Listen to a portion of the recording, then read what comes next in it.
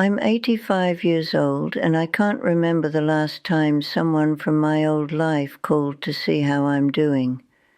But I can remember every outfit I wore to impress them. I grew up in the 1940s. My mother cared a lot about what people thought, what the neighbors said, what the ladies at church whispered, what my teachers told other parents. She'd fix my hair a certain way, make sure my dress was perfect, tell me to smile and be polite and make a good impression. I learned early that how you appeared mattered more than how you felt, that being liked was more important than being honest, that fitting in was safer than standing out. So that's what I did. I became very good at it. I was popular in high school, not because I was particularly interesting, but because I knew how to be what people wanted. I laughed at jokes I didn't find funny. I agreed with opinions I didn't share. I dressed the way the other girls dressed, talked the way they talked, liked what they liked. And it worked. I had friends. I got invited to things. People knew my name. I thought that meant something. I married young, 22. His name was Robert. He was handsome, came from a good family, had a steady job. Everyone said we made a lovely couple, that we'd have a wonderful life together. I didn't love him, not the way you're supposed to love someone you marry, but he was respectable. Marrying him made sense, made my mother happy, made people say nice things about me. So I said yes. We moved into a nice house in a nice neighborhood. I decorated it the way the magazine said to, had dinner parties like the other wives did, joined the clubs I was supposed to join, volunteered for the committees that mattered. I spent more time thinking about what to wear to those committee meetings than I did thinking about what I actually believed. More energy planning dinner parties than building a real relationship with my husband, because I thought that's what mattered. Looking right, doing the right things, being the kind of woman people admired. We had 2 children, a boy and a girl.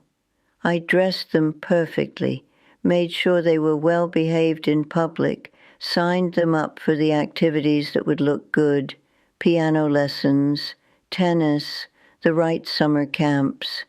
I threw elaborate birthday parties, not because my kids wanted them, but because the other mothers would see, would talk about how well I did, how together I had it all. My daughter told me once when she was maybe 8 that she didn't want to take ballet anymore, that she hated it, that it made her feet hurt and she was bored. I told her she was being dramatic, that all the other girls were taking ballet, that she'd regret quitting. What I didn't say, but what I was really thinking, was that I'd be embarrassed if she quit, that people would wonder why, that it would reflect poorly on me. She kept taking ballet. She was miserable, but she looked beautiful in the recitals, and people complimented me on what a good mother I was. My son was quieter, liked books more than sports, wanted to spend time alone rather than with other kids. I pushed him into Little League anyway, made him go to birthday parties, told him he needed to be more social, because I was worried about what people would think, about whether they'd say he was strange, about whether that would mean I'd failed as a mother. He went along with it. But I could see him pulling away, getting distant, building walls I didn't know how to climb. I had friends during those years, or at least I had people I spent time with, other mothers from the neighborhood, women from church, the wives of Robert's colleagues. We'd have coffee, go shopping, talk about our children and our houses and what we were planning for the holidays, but we never talked about anything real, anything true. If I was unhappy, I didn't say it. If I was struggling, I hid it. If I felt lonely, even when I was surrounded by people, I smiled and pretended I didn't. Because admitting you weren't happy meant something was wrong with you, meant you were ungrateful, meant people would judge you. So I kept up appearances, I kept performing, and after a while I forgot there was supposed to be something underneath. Robert and I grew apart, not in any dramatic way. We didn't fight. We just stopped really seeing each other, stopped talking about anything that mattered. We existed side by side, playing our roles, pretending we had a marriage instead of just a living arrangement. But to everyone else, we looked perfect, and that felt like enough. The kids grew up and left. My daughter moved across the country.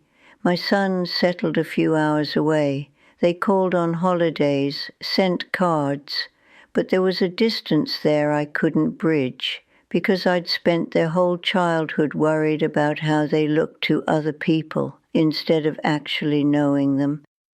Robert died when I was 68, heart attack, sudden. At the funeral, people said what a good man he was, what a good marriage we had, what a good wife I'd been, and I stood there thinking about how none of them knew. None of them knew we'd barely spoken in years. None of them knew I felt relieved more than sad. But I didn't say that. I smiled. I thanked them for coming. I played the grieving widow the way I'd played every other role in my life. After he died, I expected my friends to be there.